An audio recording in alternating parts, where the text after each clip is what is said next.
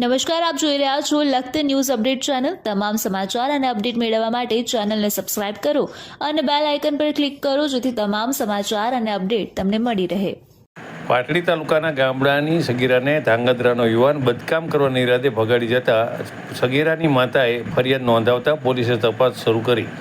આરોપી જાણતો હતો કે સગીરાની ઉંમર કાયદેસરની લગ્ન કરવા લાયક નથી, છતાં લલચાવી ફોસલાવી બદકામ કરવાના ઈરાદે ભગાડી જતા ચકચાર મચી જવા પામી।